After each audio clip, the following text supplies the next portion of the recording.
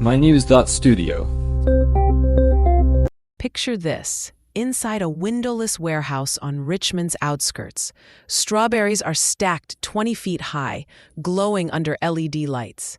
It's wild to think this used to be a bankrupt startup.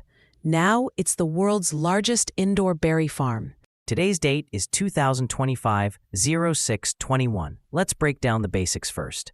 Vertical farming means growing crops in stacked layers, indoors, with everything controlled: light, temperature, humidity.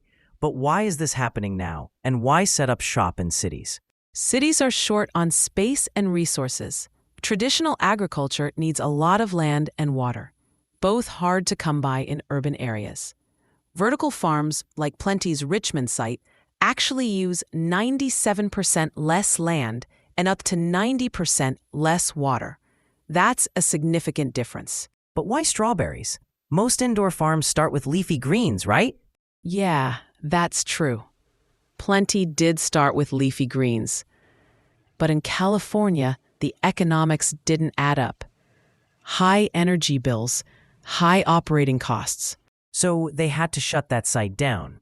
Exactly. So they shifted gears in Richmond. Strawberries have a higher market value, and they teamed up with Driscoll's.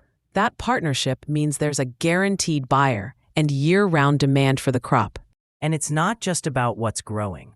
The location matters here. They took over a commercial space that was sitting empty. What's the effect of that? Empty commercial buildings get a new use. This farm's already created over 60 jobs, and if everything goes to plan, they're looking at 300 jobs and 20 million pounds of produce a year. So it's food production, but also urban revitalization. Let's address the rough patch. In early 2025, Plenty filed for bankruptcy. Construction delays, lawsuits, unpaid contractors. What turned things around? There was a court-approved restructuring, plus new money from big investors. They settled with contractors. Now the Richmond farm is up and running, focused solely on strawberries for Driscoll's. That narrow focus made a difference. Scaling up, could this work in other cities or climates, or is Richmond a one-off? The technology's flexible. You can control the environment, so climate isn't a deal breaker. But whether it makes financial sense depends on things like local energy costs, property values, and demand. Those factors can make or break the model. So, is vertical farming the template for future cities, or just a side project for now? It's a possible template, but not a simple one. Lower food miles and resource use are big pluses. But transforming old commercial spaces into farms needs heavy investment and support from the local community. Not every city will have Richmond's mix of conditions.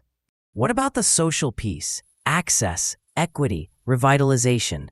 Do these farms help neighborhoods, or just supply premium markets? There's potential for both.